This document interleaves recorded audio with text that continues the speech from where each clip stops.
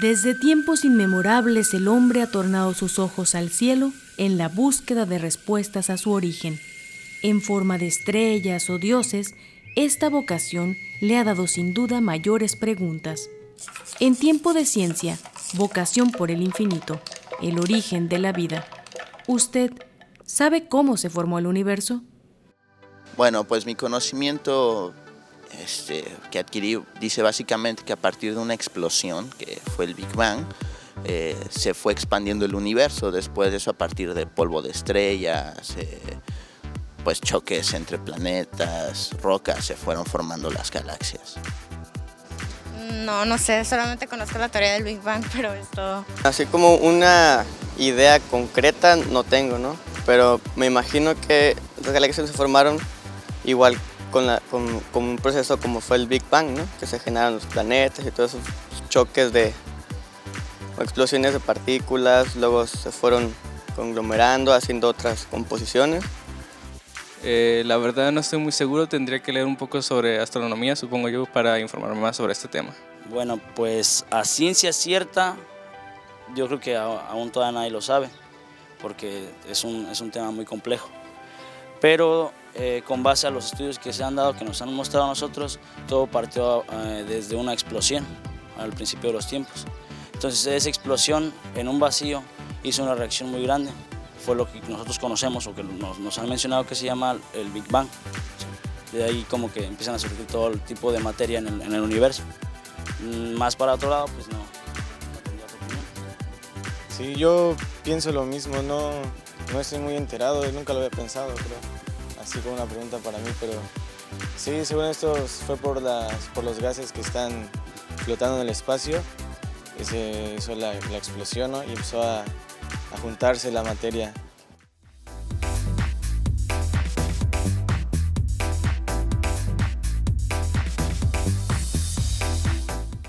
Omar López Cruz era un niño que veía las estrellas en un lugar remoto, en un brazo desgarrado de esta patria mexicana que es Baja California Sur.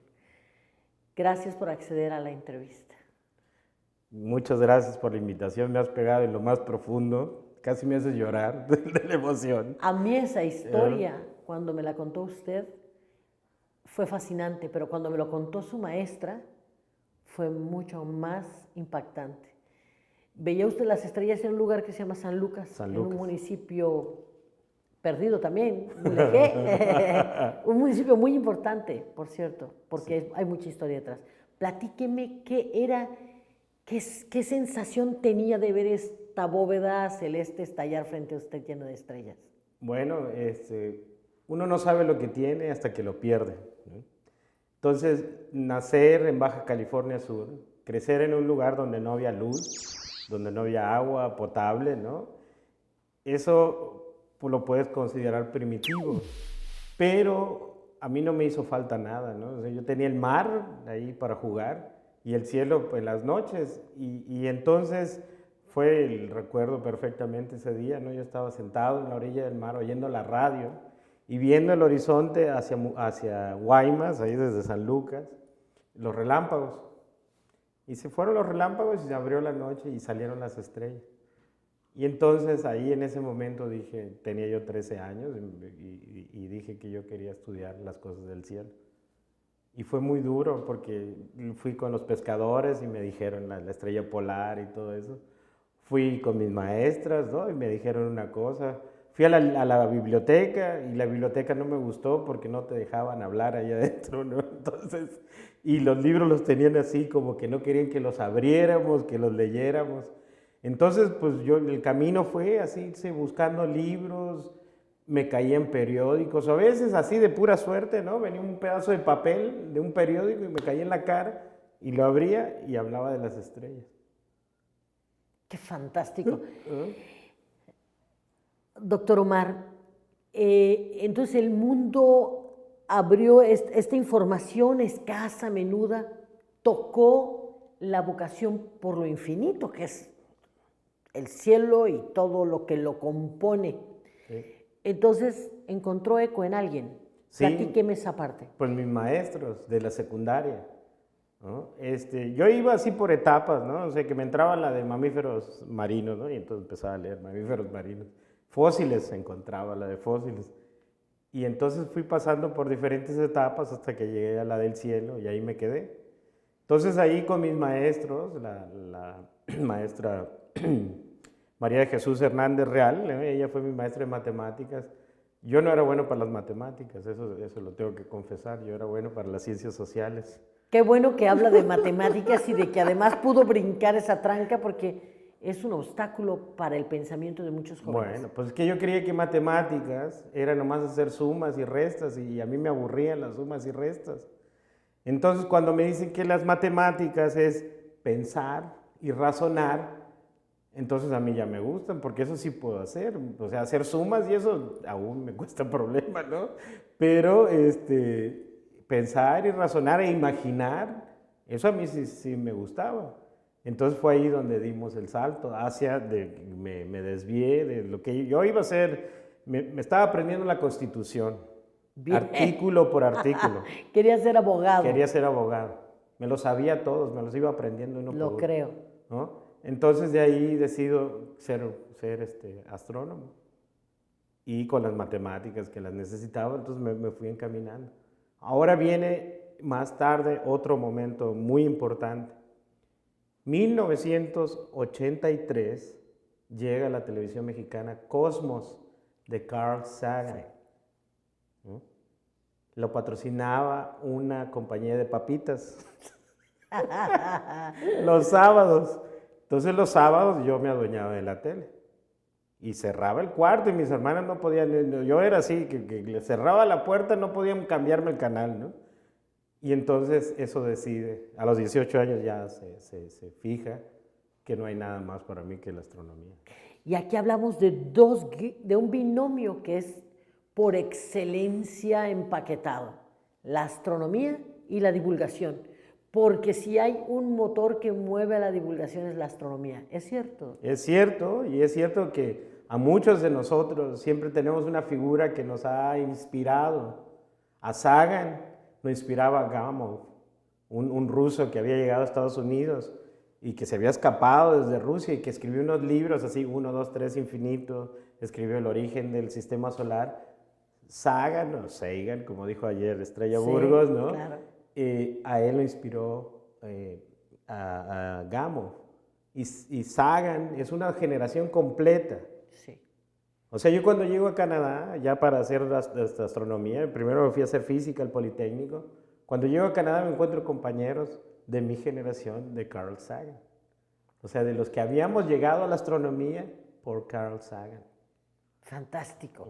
Entonces, este brinco que da usted a los 18 estaba ya marcada este componente de lo que después vendría a ser una labor de la que voy a hablar más al ratito. Usted está allá, está en Canadá, está con una generación movida por uno de los grandes divulgadores del mundo, de toda la historia. Sí. Y está estudiando el fascinante mundo de la astronomía. ¿Qué pensó en ese momento? ¿Por qué llega? ¿Cómo es que llega hasta Canadá? Bueno, pues eso también fue decidido antes. A los 12 años, aquí en La Paz, 1977, hacen un concurso que se llama El Estudia y Vencerás. Claro.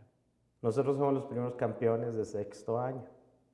La primera vez que se organiza, claro, la escuela claro. Ignacio Zaragoza sí, claro, se lleva quinto y sexto año. Yo estaba en el equipo de sexto año y yo era especialista en el libro de ciencias sociales. O sea, el libro de ciencias sociales me lo sabía así, página por página, me lo había aprendido. Y había un recuadro sobre Madame Curie, de cómo ella había venido desde Polonia a estudiar a Francia. Y entonces ahí se me prendió el foco y dije, oye, qué bonito sería ir a estudiar a otro país. En ese momento yo no sabía a dónde, pero yo dije, voy a estudiar fuera y voy a estudiar astronomía. Y esos eran los dos planes que yo traía. Entonces llego al Politécnico, cuando llego al Politécnico le digo a mis profesores, yo vine aquí porque quiero estudiar astronomía. Estoy aquí en física por accidente, porque tengo que aprender física primero. Y se quedaban sorprendidos de que llegara alguien y les dijera, yo vengo a esto, ¿no? Y entonces, pues yo ya de ahí, en cuanto termino, me libro de físico-matemáticas del Poli, ¿no? Y yo me quiero ir fuera. Entonces surge, busqué, solicité a varios lugares, encontré a un investigador que me acepta, el doctor Bob Garrison, y me invita a Canadá.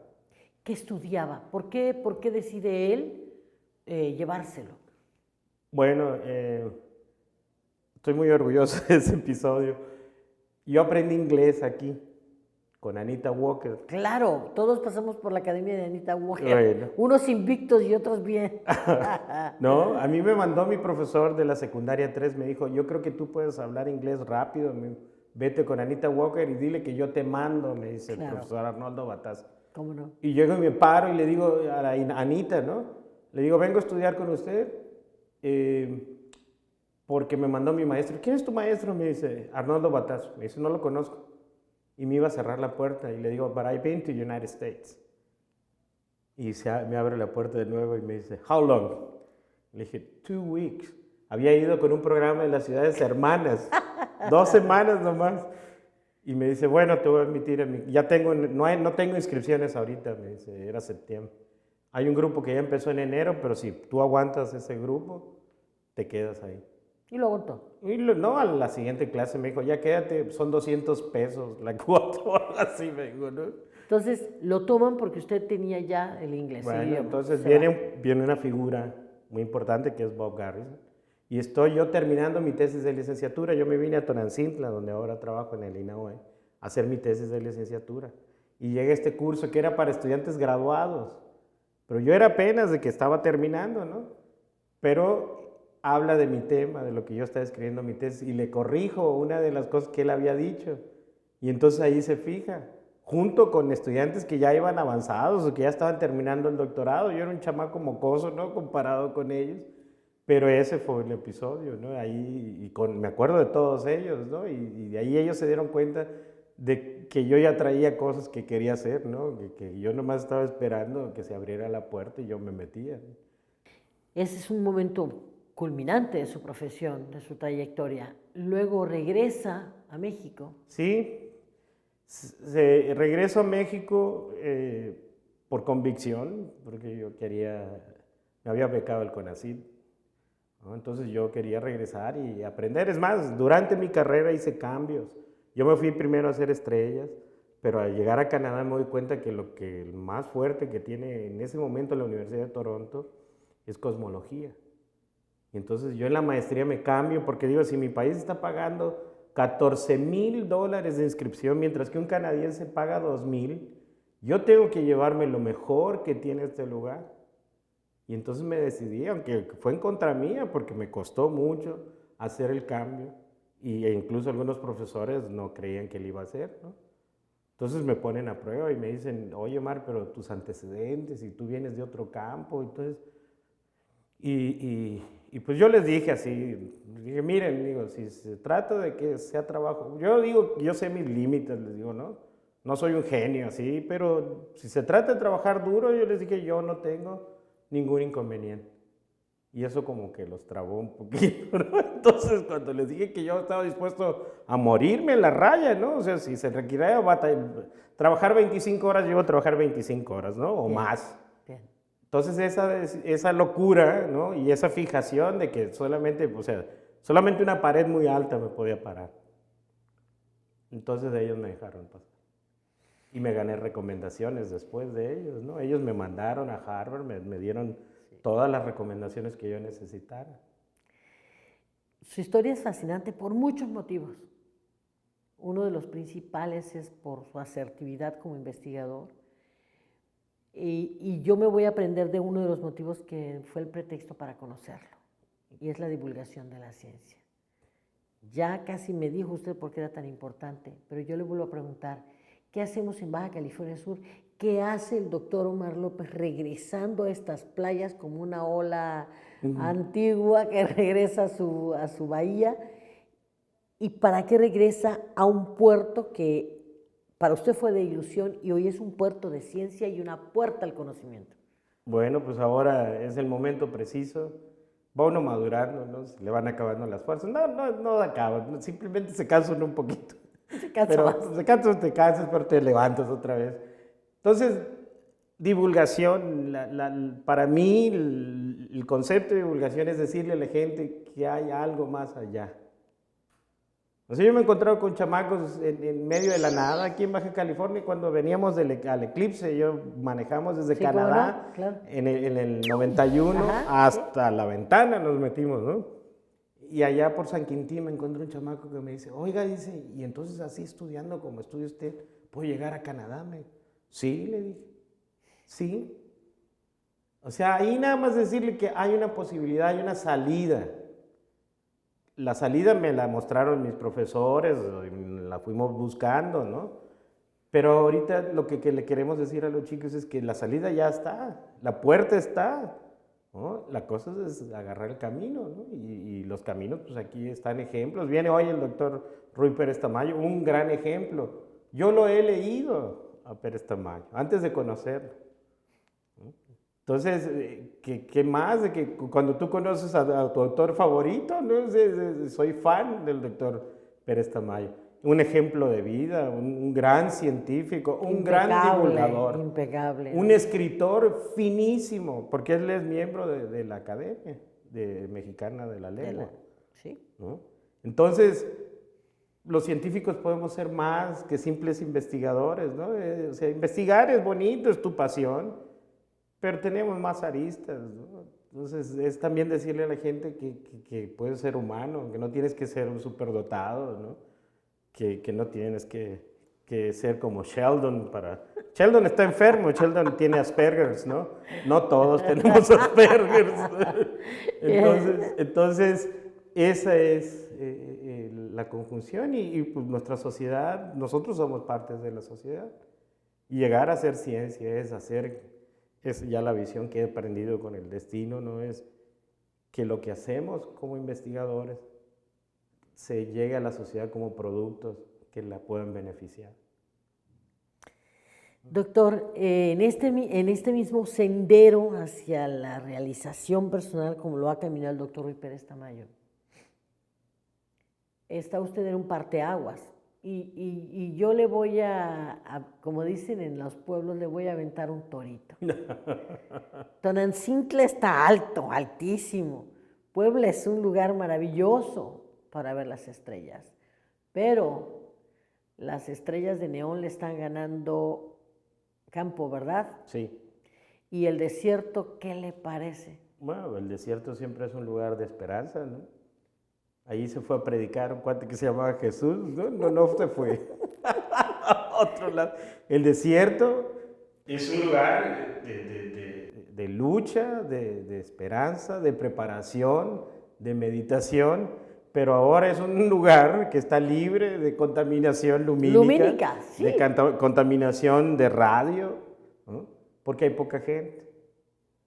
Y los que se meten al desierto también es un tipo especial de gente, no cualquiera, el desierto no es para cualquiera. No, el desierto es mucho más que una llanura, sin duda. Exactamente. Tiene más recovecos que un bosque probablemente, ¿no? Exactamente.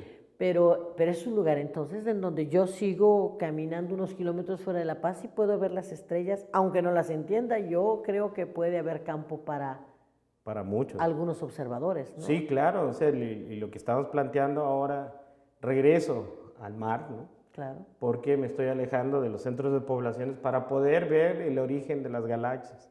Y esa oportunidad nos la dan nuestras islas, ¿no? Entonces, nadie sabía de ese recurso. Y te voy a decir por qué descubrí Guadalupe, ¿no? Guadalupe, leí el libro de Fernando Jordán, El Otro México. Claro. Ese fue mi primer encuentro con la isla y yo dije que quería ir. Y entonces pasaron casi 30 años para que yo pudiera llegar a la isla, ¿no? Y ahora la hemos puesto en el mapa y estamos contribuyendo al desarrollo sustentable, a hacer experimentos como se hacen en la Antártida, ¿no? Que uno lleva su equipo, termina el experimento y lo saca. Eso lo acabo de hablar con gente de la Comisión Nacional de Áreas Protegidas. Áreas protegidas. Y entonces estoy ayudando ahí, lo que yo nunca pensé, ¿no? A hacer un manual del uso y regulación de las manejo, cosas, ¿no? Un manejo sustentable. De la estancia científica. Sí. Baja California Sur es una Paraíso. Enorme barca donde pueden subirse los científicos, Sí, ¿cierto? Cierto. Cierto. Es un destino mucho más que turístico, ¿verdad, doctor?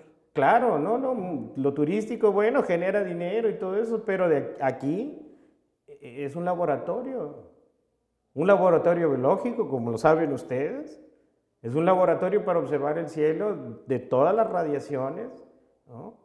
Hay escasez, digo, agua no hay en abundancia, pero bueno, hay otras cosas que se pueden aprovechar y aquí podemos aprender a aprovechar los recursos de una mejor manera. Doctor, el esfuerzo de divulgación con el Colegio Nacional y otras muchas instituciones y buenas voluntades, incluso de algunos parlamentarios, ha hecho que usted inicie un trabajo que el año pasado trajo a George Smoot y este año, en colaboración con el CIBNOR, pudo ser posible que estuviera el doctor Ruy Pérez Tamayo. Él empieza cuando apenas ni el CONACYT se había inventado, cuando él empezó a hacer investigación. Sin duda. Entonces, él tiene una gran experiencia y claro, nos empuja, ¿no? Y además, la edad que tiene 91 años y un vigor, ¿no? Es increíble. O sea, esa gente son los que nos jalan, ¿no? A ser mejores, a intentar locuras, ¿no? Ya para cerrar, doctor, hablando de cielos y hablando de horizontes, ¿cuál es el horizonte de la astronomía mexicana? Sé que los astrónomos mexicanos son muy buenos. Sí. ¿Cuál es el horizonte en México para la astronomía? Es una gran oportunidad, es un gran privilegio ser astrónomo en este país, porque hemos tenido grandes astrónomos como Guillermo Haro, que además de astrónomos eran humanistas, eran escritores y tenían una idea de cómo podría funcionar un aparato científico, ¿no? Entonces, pues te nombro a Haro, tenemos a Arcadio Poveda, tenemos al doctor Manuel Painberg, tenemos al doctor Luis Felipe Rodríguez. Si yo me regresé, pues porque Luis Felipe Rodríguez, siendo un gran investigador, se pudo haber quedado en cualquier lugar del mundo, decidió regresar. Y él nos muestra de que podemos hacer ciencia aquí en México. Es una gran responsabilidad, ¿no? Pero ellos nos mostraron de que es posible. Y entonces con ellos, y además son gente súper accesible, súper sencilla, que siempre te ayudan. Eres un chamaco que nadie conoce, ellos te hablan, ¿no? Entonces, es un gran momento. Igual que la biología, igual que otras ciencias que ya están bastante maduras, y ahora el peligro es no perder terreno. Claro, claro. Volver a lo fundamental. Exactamente, pero además de que si ya logramos un nivel, solamente es para arriba, no es perderlo, ¿no? Y eso significa mucha lucha y hacer mucho esfuerzo y hacer cosas de calidad, ¿no? Una comunidad comprometida. Pues, doctor, llega usted a esto que en la vida es siempre el retorno. Y además llega con un tema que es el origen de la vida. Ojalá que esa fascinación y esa vocación por lo infinito que usted tuvo en ese momento revelador de su niñez y de su adolescencia le pueda ayudar a desentrañar los misterios del origen de la vida, sentado como niño de nuevo en una de las islas. Nada nos va a dar más gusto que saberlo entre nosotros y ojalá que su proyecto pudiera culminar, ¿no? Pues Cintia empezó bien y esperemos, sí, sentarse en una piedra frente al mar y ver el cielo es maravilloso, ¿no? Lo felicito y le agradezco tanto su tiempo de charla como usted no tiene ni idea. Muchísimas gracias. Te agradezco también a ti, muchas gracias.